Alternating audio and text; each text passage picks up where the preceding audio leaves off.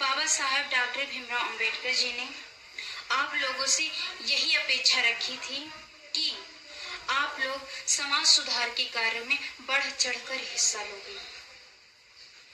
बाबा साहब डॉक्टर भीमराव अंबेडकर जी ने आप लोगों के लिए बौद्ध धर्म का श्रेष्ठ मार्ग भी बता दिया है, परंतु दलित समाज ना तो उन्हें और ना ही बौद्ध धर्म को समझ पाया है।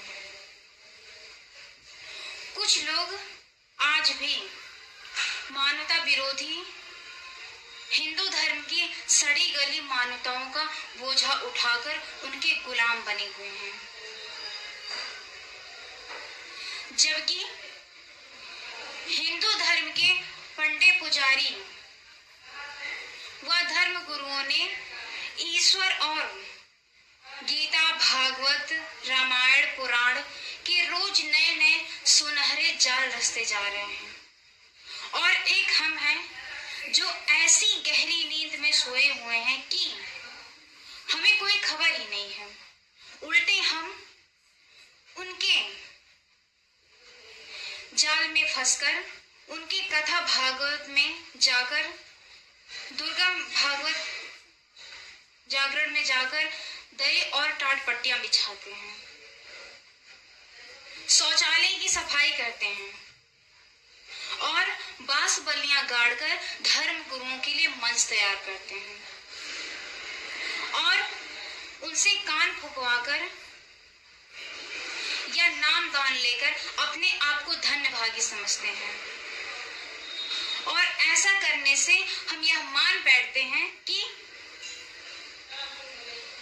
हमें स्वर्ग या ईश्वर के लोक में पहुंचने का डायरेक्ट टिकट मिल गया है। अब तो हमें ईश्वर से मिलने से कोई माइका लाल नहीं रोक सकता। काश हम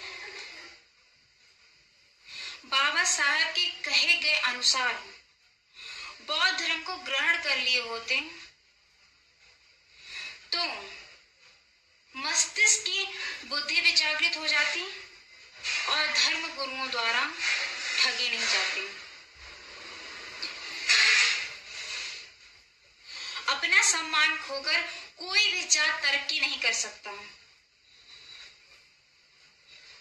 याद रखो, तुम्हारे गले में पड़ी तुलसी की माला और तुम्हारे राम के नाम का जाप करने से तुम्हारा कल्याण नहीं होगा।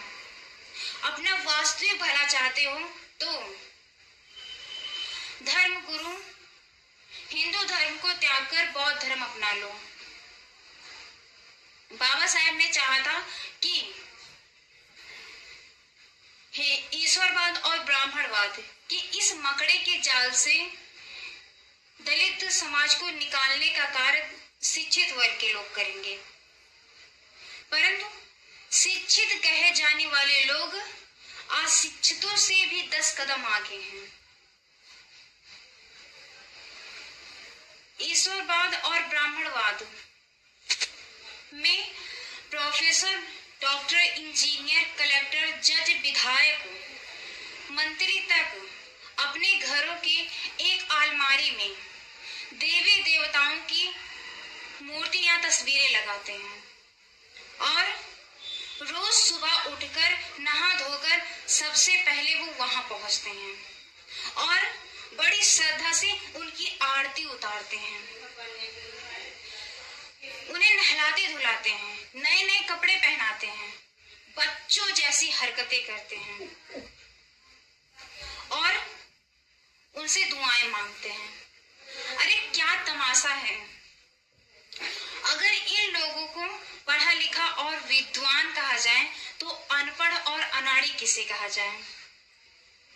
अरे इनमें इतनी भी अक्ल नहीं है कि इंसानों के हाथों द्वारा बनाई गई मूर्तियां इनसे क्या ले सकती है और इन्हें क्या दे सकती हैं। वाह रे मेरे पढ़े लिखे लोगों, आप लोग इस बात को समझने की कोशिश क्यों नहीं करते कि ईश्वरवाद और ब्राह्मणवाद एक ऐसा तीखा परंतु सीधा जहर है जो आपके रग रग में आहिस्ता आहिस्ता समा जा रहा है। चलता। इसलिए हमें इन धर्म गुरुओं की साजिश को समझकर इस मकड़े के जाल से निकल जाना चाहिए।